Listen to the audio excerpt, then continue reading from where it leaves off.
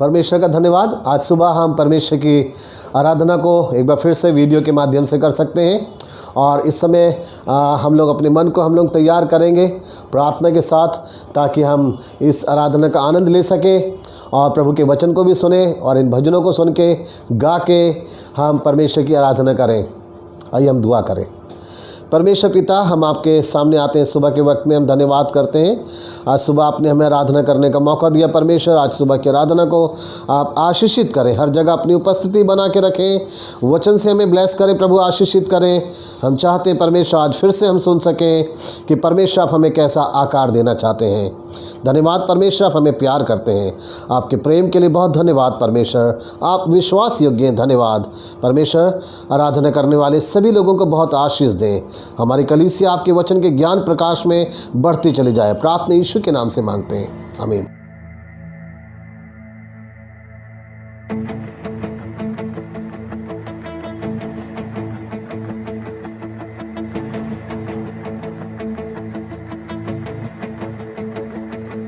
मैं गाऊं हालेलुया विरोधियों के बीच में, मैं गाऊं हालेलुया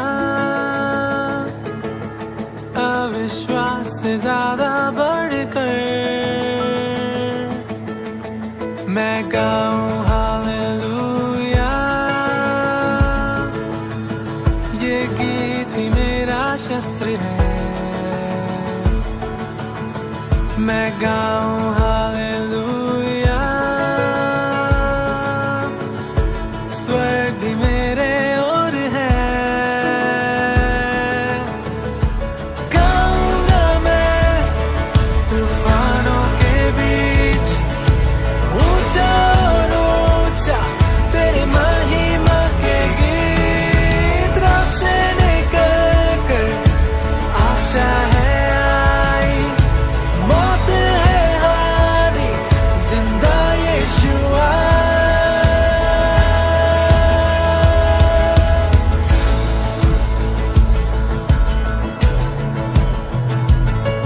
मैं गाऊं हालेलुया अपनी पूरी जान से, मैं गाऊं हालेलुया अंधकार को देखूं भागते, मैं गाऊं हालेलुया रहस्यों के बीच में, मैं गाऊं हालेलुया डर का अधिकार नहीं मुझ पे। गाऊंगा मैं तूफानों के बीच, ऊंचा और ऊंचा तेरे महिमा के गीत, रात से निकल कर आशा है आई, मौत है हारी, जिंदा यीशुआ।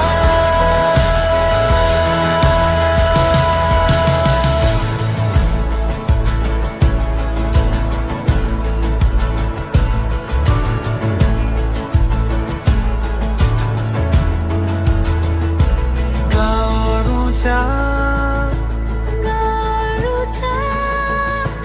गाओ और ऊंचा, गाओ और ऊंचा, गाओ और ऊंचा, गाओ और ऊंचा, विरोधियों के बीच में, गाओ और ऊंचा, विश्वास से ज्यादा बढ़कर, गाओ और ऊंचा,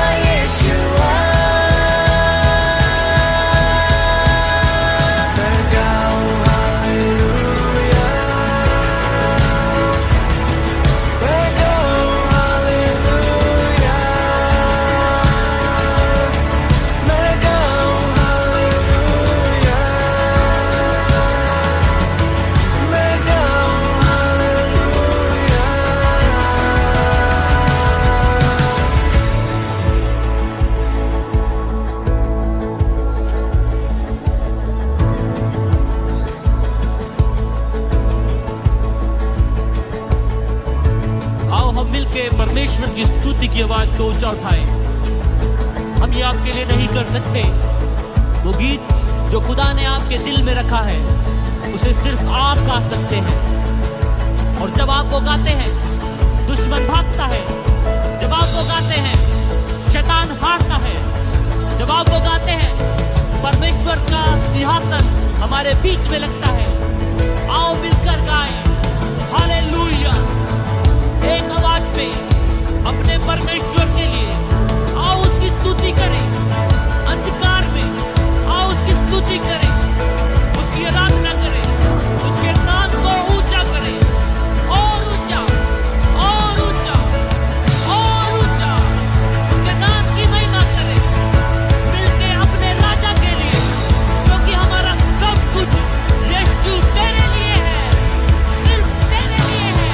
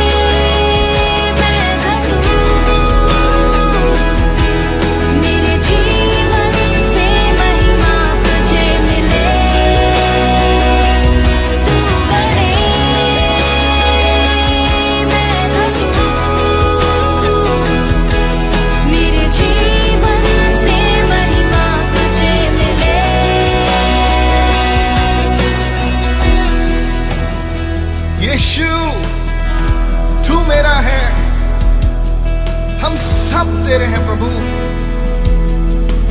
यातनाएं, कठिनाइयां, अत्याचार, कोई भी मुझे आपके प्रेम से अलग नहीं कर सकता। हम कहां जाएं प्रभु, हम किसके पास जाएं? सिर्फ तू ही हमारा प्रभु है। यीशु, तू मेरा प्रभु है, तू हम सबका प्रभु है। ना कोई पहाड़, ना कोई जंजीर, ना कोई बीमारी उस नाम के आगे टिक सकती है। अपने आप को समर्पित करो उस यीशु के पास, उस नाम को पुकारे इस वक्त और कहे यीशु, मैं तेरा हूं, तू मेरा है। हर एक जंजीर टूट जाएगी यीशु के नाम से। यीशु नाम में है चंगाई, यीशु नाम में है रिहाई, यीशु नाम में है सच्चाई, यीशु नाम में है भलाई, यीशु नाम में है चंगाई, यीशु नाम में है रिहाई, यीशु नाम में है सच्चाई, यीशु नाम में है भलाई। तू बढ़े, मैं घटूं, मेरे जीवन से महिमा तुझे मिले। तू बढ़े, मैं घटूं, मेरे जीवन से महिमा तुझे मिले।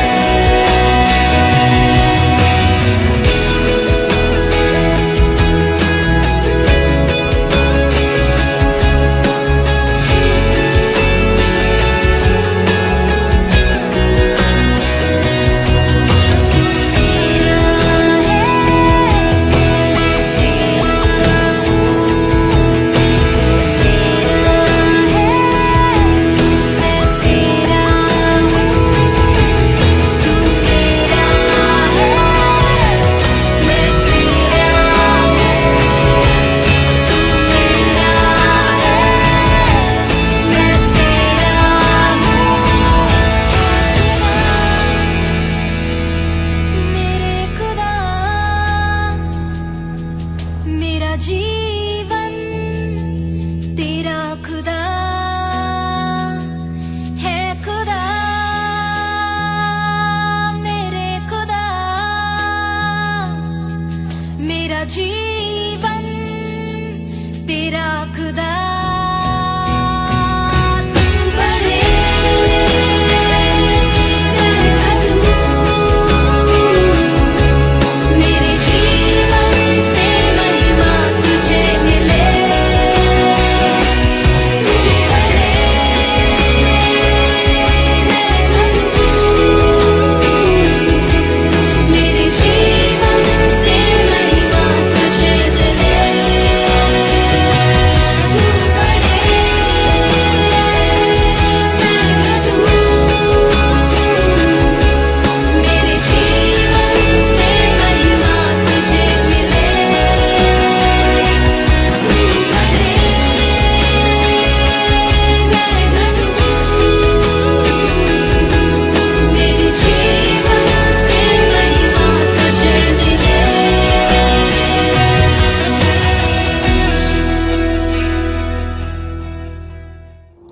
परमेश्वर का हम धन्यवाद करते हैं कि आज सुबह हम लोग परमेश्वर की आवाज़ को हम सुन सकते हैं।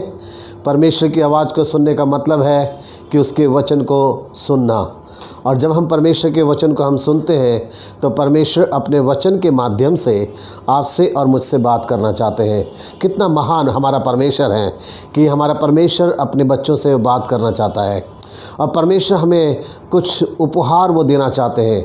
उपहार आज सुबह आपके और मेरे लिए ये है कि परमेश्वर बड़े प्यार से आज भी आपके और मेरे जीवन को संवारना चाहते हैं। और परमेश्वर हमारे जीवन को संवारते हैं एक नया आकार देके। परमेश्वर जब हमें आकार देते हैं, शेप देते हैं, तो परमेश्वर अपना प्यार हमारे अंदर प्रकट करते हैं। परमेश्वर हमारी कीमत को बढ़ा देते हैं हमें आकार देके।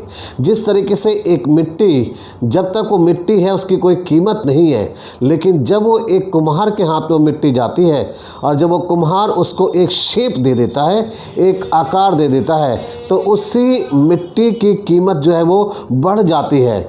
और ये आप और मैं बहुत अच्छे तरीके से जानते हैं, चाहे वो कोई भी चीज़ क्यों नहीं है, चाहे वो लकड़ी का एक टुकड़ा है, चाहे वो लोहा है, चाहे कुछ भी है, लेकिन जब उसको एक शेप दिया जाता है, जब उसको एक आकार दिया जाता है, तभी उसकी कीमत जो है बढ़ जाती है। ऐसे ही जब तक हमारी ज़िंदगी परमेश्वर के हाथों में नहीं होगी, जब तक आप और मैं परमेश्वर के हाथों में नहीं आएंगे, और परमेश्वर जब तक आपको और मुझे आकार नहीं देंगे, तो हमारी कीमत कुछ भी नहीं है।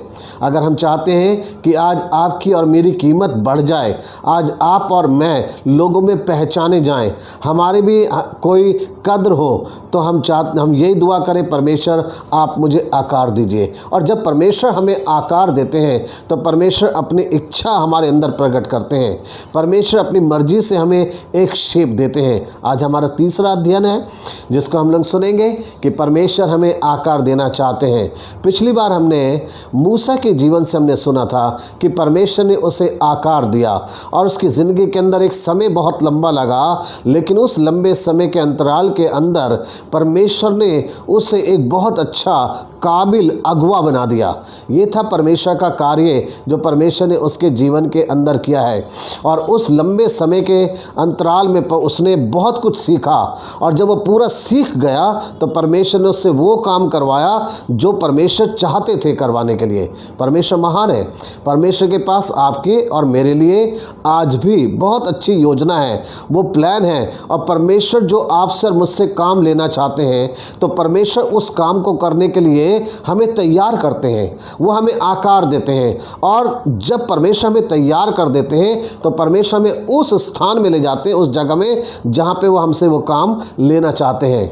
और आज हम लोग एक और जीवन को अपने सामने रखेंगे और इस व्यक्ति से हम लोग 3 बार सीखेंगे। 3 बार का मतलब है 3 रविवार तक हम सीख सकेंगे कि कैसे उसके जीवन के अंदर परमेश्वर ने आकार दिया है। और ये हमारे सामने आज जीवन है यूसुफ का।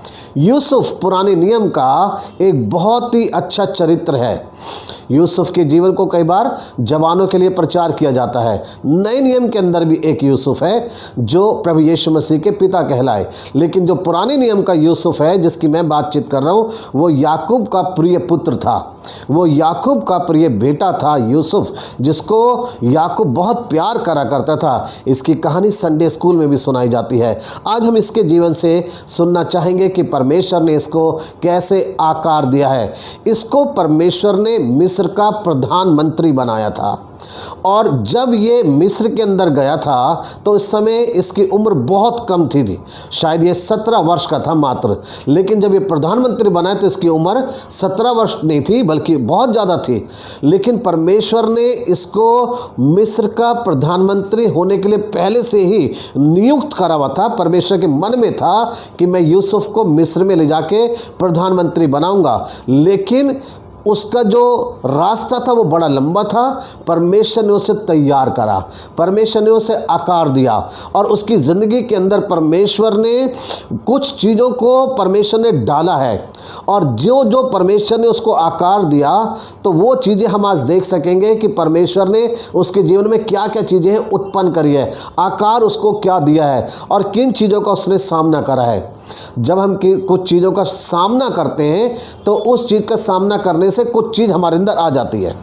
जिस तरीके से सोना जब आग में डाला जाता है, तपाया जाता है, पिघलाया जाता है, वो आग का सामना करता है, वो आग में जाता है, और जब वो आग से निकलता है तो उसके अंदर निखार आ जाता है, और जो सुनार है उसको एक आकार देता है, गहने बनाता है, और लोग उसको बड़ी चाहत से बड़ी कीमत देके खरीद लेते हैं। क्योंकि अब उसके अंदर खूबसूरती आ गई है बहुत ज़्यादा। क्योंकि खूबसूरती इसलिए आई है, उसको आकार दिया गया है, लेकिन उस खूबसूरती के लिए उसको आग में जाना पड़ा है। ऐसे ही परमेश्वर आज आपको और मुझे बताना चाहते हैं, यदि आप अपने जीवन के अंदर चाहते कि आपकी कीमत बढ़ जाए, आप भी किसी काबिल हो जाएं, लोगों में आपकी पहचान हो जाए, तो आपको भी शायद आज ऐसे ही जगहों से होकर निकलना है जो शायद आग के समान है, जो शायद बड़ी खतरनाक है, जो शायद असहनीय पीड़ाएं हो सकती हैं, लेकिन उन सब के द्वारा परमेश्वर आपको एक आकार दे रहे हैं। आज हम यूसुफ के जीवन का पहला भाग देखेंगे। आज हम यूसुफ के जीवन का पहला भाग देखते हैं और पहले भाग का उसका विषय है कि यूसुफ को परिवार का सहयोग नहीं मिला। जो आज पहला चीज़ यूसुफ के जीवन के हम देखेंगे वो ये है कि यूसुफ को अपने जीवन में परिवार का सहयोग नहीं मिला।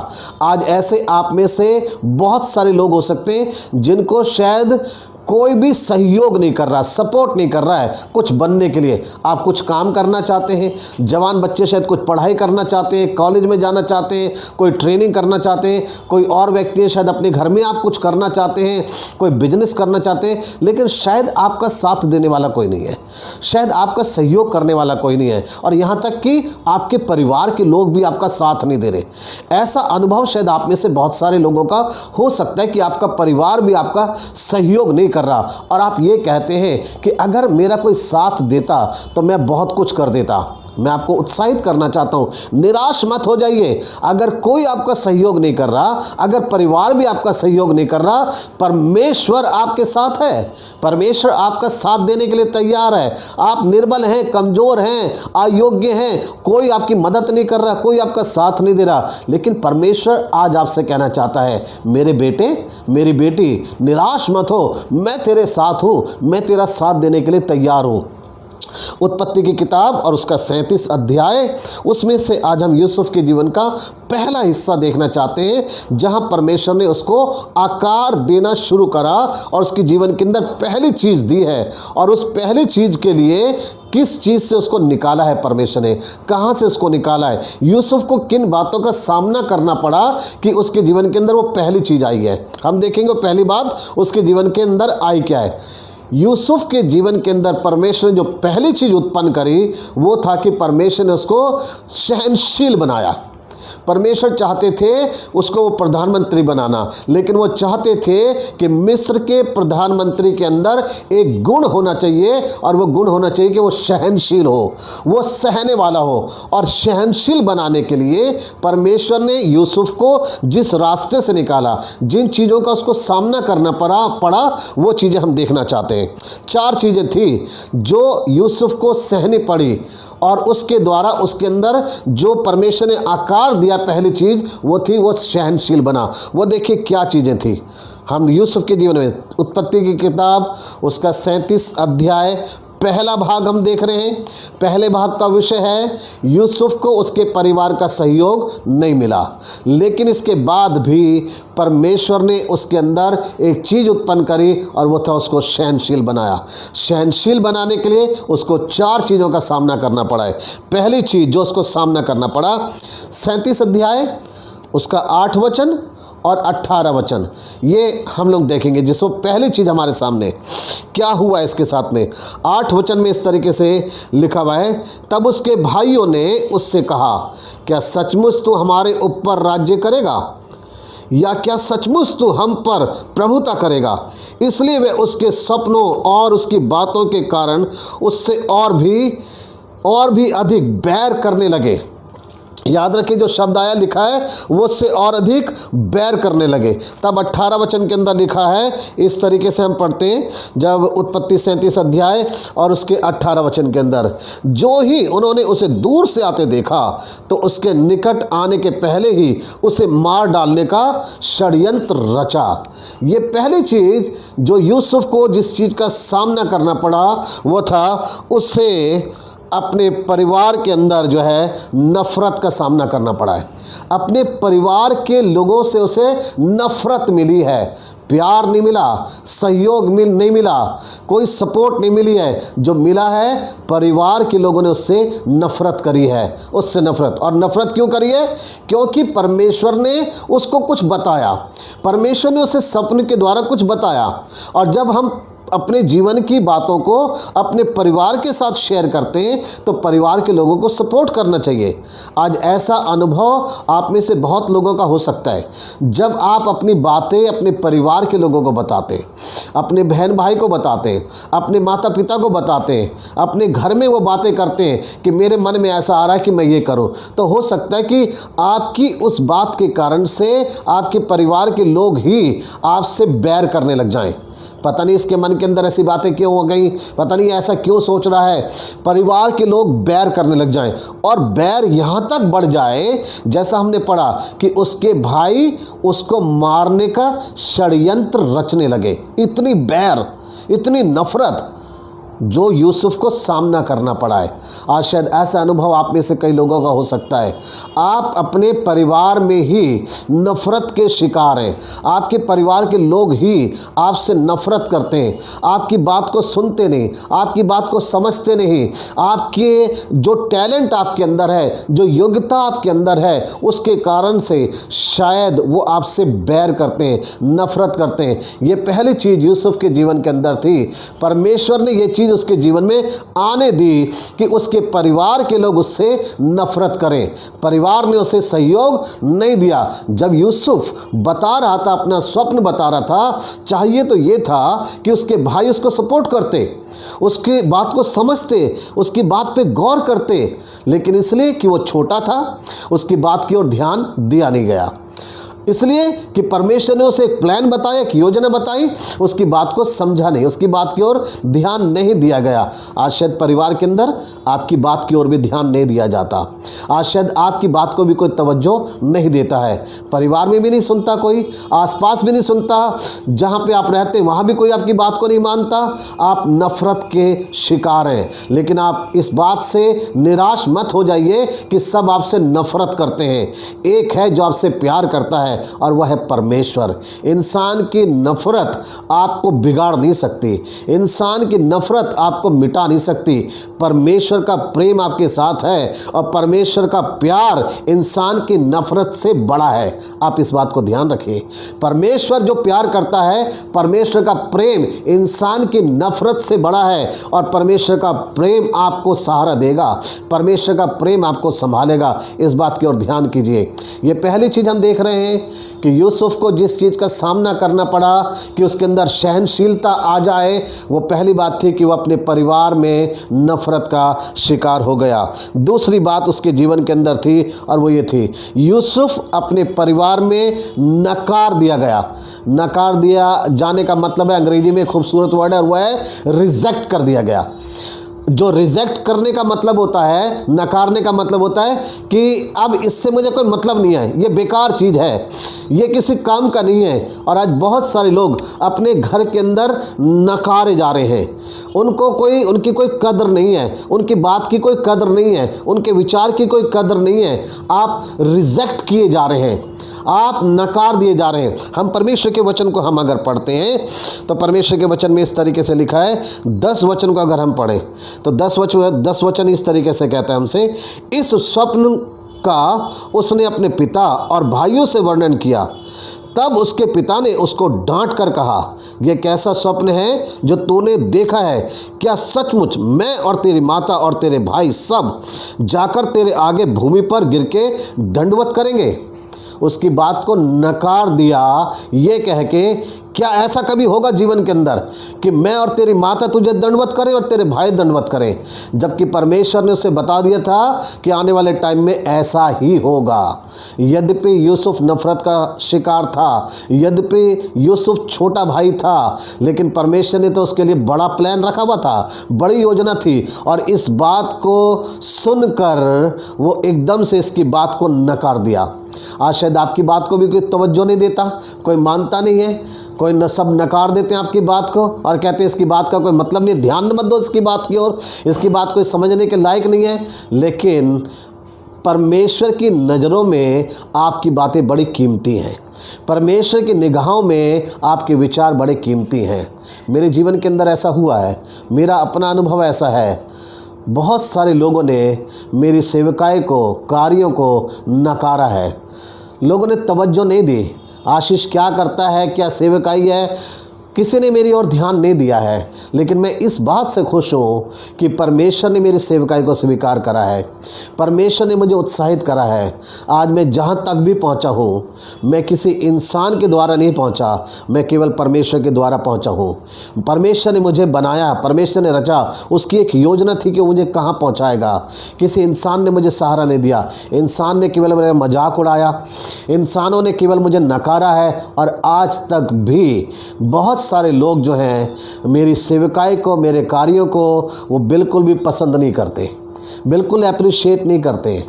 लेकिन मैं उन चीज़ों से निराश नहीं होता। मैं इस बात को जानता हूँ, मैं जो कुछ भी कर रहा हूँ मैं परमेश्वर की महिमा के लिए कर रहा हूँ और परमेश्वर को इससे आदर मिल रहा है, वो स्वीकार करता है। आज शायद आपकी बातें नकार दी जा रही हैं, आपकी योजनाएं शायद नकार दी जा रही हैं घर के अंदर के, घर के लोगों के द्वारा। जैसे यूसुफ की बात के विषय में उसके पिता ने क्या कहा, क्या ऐसा कभी होगा?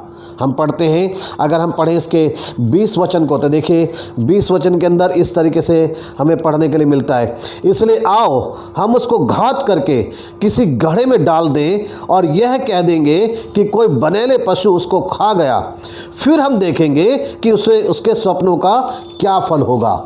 भाई लोग जो हैं वो घबराए हुए हैं और वो सोच रहे हैं कि इसको मार डालते हैं, ऐसा कर देते हैं और फिर देखेंगे कि इसके स्वप्न का क्या अर्थ हुआ, इसके स्वप्न का क्या परिणाम हुआ। हम ऐसा कर देते हैं क्योंकि उसकी बात को नकार दे रहे हैं, उसको रिजेक्ट कर दे रहे हैं, उसको ये कह रहे हैं कि तेरा कोई मतलब है नहीं। ये दूसरी चीज़ थी, यूसुफ को जिस चीज़ का सामना करना पड़ा और परमेश्वर उसको आकार दे रहे थे, उसके अंदर सहनशीलता उत्पन्न कर रहे थे कि वो इन सब बातों को सहना सीखे। कि वो नफ़रत सह रहा है लोगों की, वो नकारा जा रहा है, उसकी बात की कोई वैल्यू नहीं है, लेकिन इन सब के पीछे परमेश्वर उसको एक आकार दे रहे थे। निराश मत हो जाइए जब लोग आपकी बातों को नहीं सुनते, इन सब बातों से परमेश्वर आपको एक शेप दे रहे हैं। तीसरी चीज़ उसकी ज़िंदगी के अंदर थी और वो ये हुआ, यूसुफ को अपने घर के लोगों के द्वारा जिस चीज़ का सामना करना पड़ा वो था उसका नाम मिटाने की कोशिश करी है। यहाँ तक कि उसका नाम भी मिटा देने की कोशिश करी है कि हम यूसुफ का नामो निशान ही मिटा दें। हम जब पढ़ते हैं इसके 20 वचन को, जो मैंने अभी फिर पढ़ा था, यहाँ लिखा है इसलिए आओ हम उसको घात करके किसी गड्ढे में डाल दें और यह कह देंगे कि कोई बनेला पशु उसको खा गया, फिर हम देखेंगे कि उसके स्वप्नों का क्या फल हुआ। हम इस बात को देख रहे हैं कि यूसुफ के जीवन के अंदर ऐसा समय आया कि जब उसके अपने भाइयों ने ही उसके नाम को मिटा देना चाहा। परमेश्वर के लोगों का नाम कभी कोई मिटा नहीं सकता, क्योंकि परमेश्वर ने अपने लोगों का नाम अपनी हथेली पे लिखा हुआ है, चित्र बनाया हुआ है। कौन हमें मिटा सकता है? परमेश्वर ने कहा देख तेरा चित्र मैंने अपनी हथेली पे बना रखा है। क्या कोई मिटा सकता है आपको और मुझे? लोग प्लान कर सकते हैं, लोग योजना बना सकते हैं कि ईसाई लोगों को मिटा दो, परमेश्वर मसीह लोगों को मिटा दो, ख़त्म कर दो, लेकिन हमें कोई मिटा नहीं सकता, क्योंकि हमारा चित्र हमारे परमेश्वर की हथेली के ऊपर है। परमेश्वर हमें उस मुकाम पे पहुंचाएगा जो शायद कभी उन्होंने सोचा भी नहीं होगा। परमेश्वर हमें बहुत ऊंचाइयों पे ले जाना चाहता है, लेकिन उससे पहले परमेश्वर हमें आकार दे रहे हैं, वो शेप दे रहे हैं कि हम उन चीज़ों को अनुभव करके हम सहनशील बन जाएं। क्या ऐसा समय कभी आपके जीवन के अंदर आया कि लोग आपका नाम ही मिटा देना चाहते हैं, लोग आपका नाम ही लेना नहीं चाहते, हर जगह से आपके नाम को मिटा देना चाहते हैं? लेकिन याद रखिए, परमेश्वर कभी आपका नाम मिटने नहीं देगा। आपके और मेरे लिए चिंता की बात उस दिन होगी जिस दिन परमेश्वर के जीवन की पुस्तक में से आपका और मेरा नाम मिटाने की बात हो जाए। जो मेमने के जीवन की पुस्तक है, यदि उसमें से आपका और मेरा नाम जिस दिन मिट जाएगा उस दिन चिंता की बात है। प्रभु यीशु मसीह ने अपने चेलों से कहा, जब प्रभु यीशु मसीह के चेले वापस लौटे सेवा करके, तो उन्होंने कहा, प्रभु तेरे नाम से तो दुष्ट आत्माएं भागती हैं और हमने शैतान को बहुत ज़्यादा कांपते हुए देखा है। तो प्रभु यीशु मसीह ने अपने चेलों से कहा, इन बातों से खुश मत हो जाना, बल्कि खुश इस बात से होना कि तुम्हारे नाम जीवन की पुस्तक में लिखे हुए।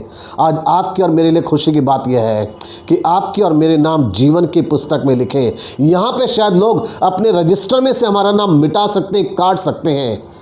लोग शायद हमारे जो और कई जगह हैं वहाँ से हमारा नाम मेंबरशिप में से काट सकते हैं, मिटा सकते हैं, लेकिन अगर आपका और मेरा नाम परमेश्वर के रजिस्टर में लिखा हुआ है, वहाँ से कोई मिटा नहीं सकता है। जो यूसुफ के भाई थे उसका नाम व निशान ही मिटा देना चाहते थे। ये तीसरी चीज़ थी, परमेश्वर से आकार दे रहे थे और उसको ये बात का भी सामना करना पड़ा कि उसके भाई जो थे अपने, उसका नाम ही मिटा देना चाहते थे, उसको मार के ख़त्म कर देना चाहते थे। चौथी और अंतिम बात जो यूसुफ को सामना करना पड़ा, जिसके द्वारा वो सहनशील बन गया, चौथी चीज़ थी, यूसुफ को नौकर बनाकर बेच दिया गया। एक समान के समान यूसुफ को नौकर बनाकर बेच दिया गया। ये उसको सामना करना पड़ा है। और किसने बेचा है? हम परमेश्वर के वचन को पढ़ते हैं 37 अध्याय और उसका 28 वचन को जब हम पढ़ते हैं तो इसमें लिखा है, तब मिद्यानी व्यापारी उधर से होकर उनके पास पहुँचे।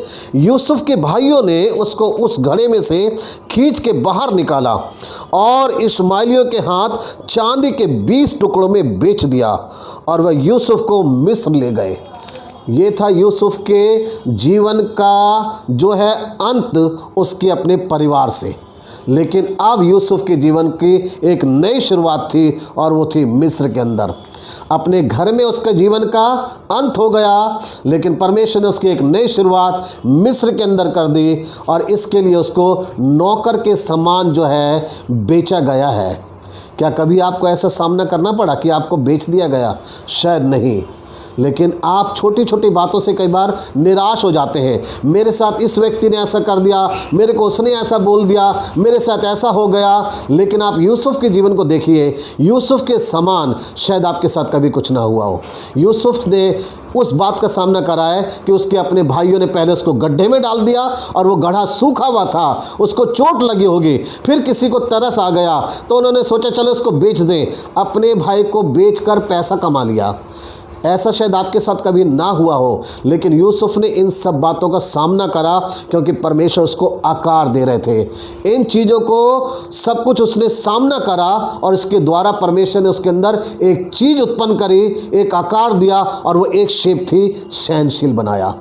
आज अगर आप सहनशील बनना चाहते हैं तो परमेश्वर भी आपको इन चीज़ों का ही सामना करना सिखाएगा। जब आप इन बातों का सामना करेंगे, नफ़रत का, नकार दिए जाने का, कोई आपकी वैल्यू नहीं समझेगा, मजाक लोग शायद आपका उड़ाएंगे, तौहीन करेंगे, आपको शायद आपका नाम मिटाना चाहेंगे, गंदे प्लान शायद आपके लिए बनाएंगे।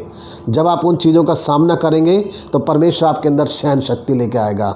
और सहनशीलता इसलिए क्योंकि यूसुफ का पूरा भरोसा अपने परमेश्वर के ऊपर था। वो इस बात को जानता था कि जो स्वप्न मुझे जिस परमेश्वर ने दिया है, उस स्वप्न का, उस दर्शन का एक बहुत बड़ा मतलब है। आज आपका क्या सपना है? आज मैं जवानों से बोलना चाहता हूँ, आपकी ज़िंदगी का सपना क्या है? क्या आपने कभी सपना देखा ऐसा बड़े सपने देखिए और परमेश्वर उसको पूरा करेगा। परमेश्वर के साथ आप बने रहें। शायद रास्ते कठिन होंगे, कोई उस सपने को पूरा करने के लिए आपका साथ नहीं देगा, परिवार के लोग भी साथ नहीं देंगे। शायद जब आप उनको अपनी योजना बताएंगे, अपने परिवार के लोगों को, वो आपके मजाक उड़ाएंगे और हंसेंगे। लेकिन याद रखिए, यदि आप परमेश्वर के बच्चे हैं, आप अपने सपने को पूरा कर सकेंगे। मैं जवानों को उत्साहित करना चाहता हूँ इस समय में, बड़े सपने देखिए। आप परमेश्वर के बेटे और बेटी हैं। छोटी छोटी बातों में खुश मत हो जाइए। आप कहें परमेश्वर मैं उस ऊंचाई पे पहुंचना चाहता हूँ, परमेश्वर आपको ले जाएगा। रास्ते कठिन होंगे, लोग समझेंगे नहीं, लोग जानेंगे नहीं, नफरत करेंगे, मजाक उड़ाएंगे, नाम मिटाना चाहेंगे। लेकिन याद रखिए, यदि आपने अपना नाम परमेश्वर के जीवन की पुस्तक में लिखा लिया है तो वहाँ से कोई मिटा नहीं सकता। आपका चित्र जो है परमेश्वर ने अपनी हथेली पे बना लिया खोद के, और वहाँ से आपका जो है नाम और चित्र मिट नहीं सकता है। आप परमेश्वर के मन में हैं, परमेश्वर आपको आकार दे रहे हैं। परमेश्वर ने यूसुफ को आकार दिया। मैंने क्या बताया? यूसुफ को परिवार के लोगों का सहयोग नहीं मिला, लेकिन परमेश्वर ने उसको 4 बातों का सामना करना सिखाया, और उन 4 बातों का सामना करके जो चीज़ उसके अंदर उत्पन्न हुई वो सहनशील बन गया। आज आपके अंदर भी परमेश्वर कोई ना चीज़ें उत्पन्न कर रहे, कोई बातें उत्पन्न कर रहे। कठिन रास्ते से निकल रहे, परेशानी से निकल रहे, मुश्किल से आप निकल रहे, लेकिन ये सारी चीज़ें परमेश्वर का एक प्रोसेस है। परमेश्वर आपको उन रास्तों से ले जा रहे हैं ताकि आपको वो बना दें। परमेश्वर आपको कभी बिगड़ने नहीं देंगे। उसने मछुओं से कहा, पतरस से कहा और उसके साथियों से कहा, मेरे पीछे चले आओ तो मैं तुम्हें बना दूंगा। जब आप प्रभु के पीछे चलेंगे, प्रभु आपको कभी बिगड़ने नहीं देंगे। परमेश्वर आपके भविष्य को बिगड़ने नहीं देंगे। परमेश्वर आपके भविष्य को उज्जवल बना देंगे, क्योंकि आपके लिए और मेरे लिए परमेश्वर के पास बड़ी योजना है। परमेश्वर आप सबों को बहुत ऐसे आशीष दे, और दुआ करें अगले रविवार को एक बार फिर से हम यूसुफ के जीवन के दूसरे हिस्से को सुनेंगे, जिसमें हम देख सकेंगे परमेश्वर ने दूसरी चीज़ उसको क्या उसके अंदर उत्पन्न करी है, एक आकार देके। और बड़ा रुचिकर बात होगी कि हम देख पाएंगे कि जब उसके जीवन का दूसरा हिस्सा शुरू मिस्र में हुआ तो वहाँ जाके उसने अपने जीवन के अंदर किन चीज़ों को देखा है और क्या कुछ उसने पाया है। परमेश्वर के पास आपके लिए योजना है। प्रभु आप सबों को बहुत आशीष दे। आमीन।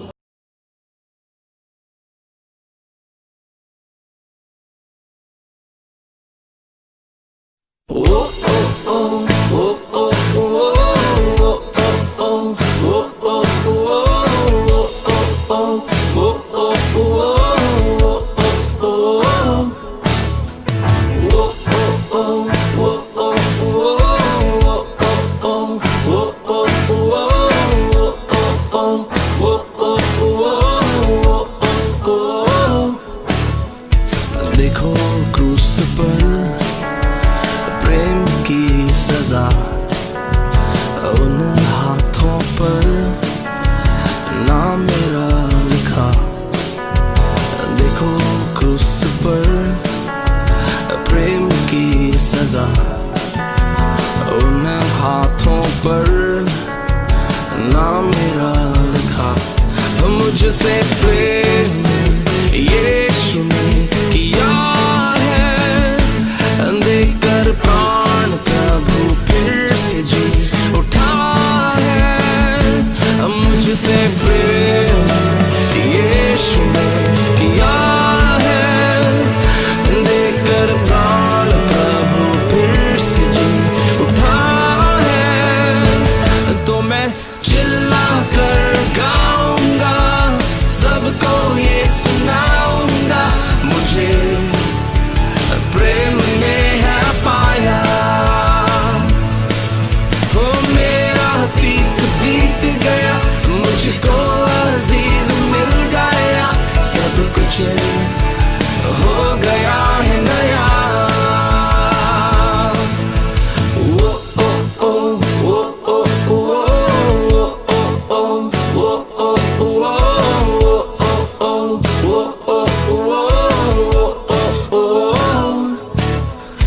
महिमा में मैं निश्चित जाऊंगा, यीशु के संग में हरदम रहूंगा।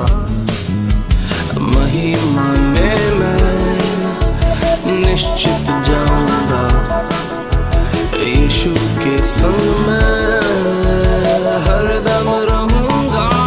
मुझसे प्रेम यीशु ने किया है, देकर प्राण प्रभु फिर से जी उठा है। मुझसे प्रेम यीशु ने किया है, देकर प्राण प्रभु फिर से जी उठा है। तो मैं चिल्ला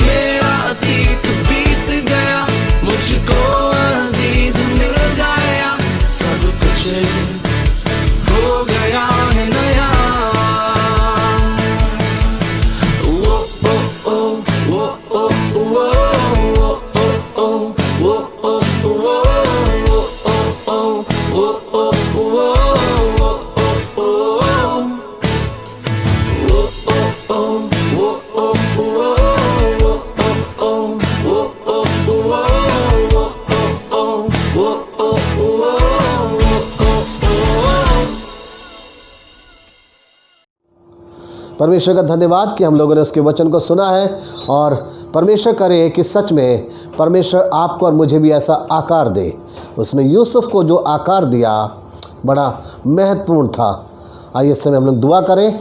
जो दान हम लोगों ने प्रभु को दिया है, हम उस दान को भी हम परमेश्वर के हाथों में सौंपें और परमेश्वर सभी को बहुत आशीष दे। आइए हम दुआ करें। परमेश्वर पिता, आपका धन्यवाद, आपने हमें आज सुबह प्रभु वचन सुनने का मौका दिया। हम धन्यवाद करते हैं परमेश्वर कि आपने प्रभु हमें सिखाया, यूसुफ को आपने आकार दिया और परमेश्वर उसके अंदर आपने आकार देकर उसके अंदर जिस चीज़ को उत्पन्न करा वो थी सहनशीलता। लेकिन उसके लिए परमेश्वर उसने जिन चीज़ों का सामना करा परमेश्वर, वो शायद बड़ा ही मुश्किल था दौर उसके लिए, लेकिन फिर भी उसने उन सब चीज़ों को सह लिया प्रभु। अपने भाइयों की नफ़रत, रिजेक्शन प्रभु, उसको नकार दिया गया, उसकी कोई वैल्यू समझी नहीं गई परमेश्वर पिता, उसका नाम मिटा देना चाहा। धन्यवाद करते परमेश्वर, इन सब बातों का सामना करने के बाद भी परमेश्वर पिता वो अपने अंदर एक सहनशीलता को उत्पन्न कर सका। आज हमें भी प्रभु सहनशील बनाएं परमेश्वर। हम लोगों के शायद नफ़रत के शिकार होते हैं, हम भी नकार दिए जाते हैं, हमारी बात की भी कई बार हमारे घर में वैल्यू नहीं होती परमेश्वर यूसुफ के साथ तो यहाँ तक हो गया कि उसको नौकर बना के बेच दिया गया। हमारे साथ तो ऐसा नहीं हुआ, लेकिन परमेश्वर आप हमें आकार दे रहे हैं, आपका धन्यवाद। हमारी सहायता करें परमेश्वर। हम दुआ करते हैं जो दान परमेश्वर दिया गया है, अलग अलग परिवारों में इकट्ठा करा गया, उस सब के ऊपर आपकी आशीष हम मांग लेते हैं परमेश्वर। देने वालों को सभी को बहुत ऐसे आशीष दीजिए, उनकी कमाई में आप बरकत दीजिए पिता परमेश्वर। जो लोग ईमानदारी से अपने दसवांश भी दे रहे हैं परमेश्वर, उनकी कमाई में बहुत ऐसे बरकत दें प्रभु, आशीष दें, क्योंकि आप कभी किसी के कर्जदार नहीं होते। आपने कहा मुझे परख के देखो कि मैं आकाश के झरोखे खोल के अपरंपार आशीष की वर्षा करता हूँ कि नहीं। हाँ प्रभु, सच में आप अपरंपार आशीष की वर्षा करने वाले परमेश्वर हैं। आप सभी को आशीष दीजिए, हर एक के साथ हो। आने वाले टाइम के लिए हमें तैयार करें और हर प्रकार के शैतान के हमलों से हमें बचाना प्रभु। प्रार्थना यीशु मसीह के नाम से मांगते हैं, आमीन। अब हमारे पिता परमेश्वर का प्रेम, प्रभु यीशु मसीह का अनुग्रह, पवित्र आत्मा की संगति और सहभागिता सभी विश्वासी जनों के साथ हमेशा तक होती रहे, आमीन।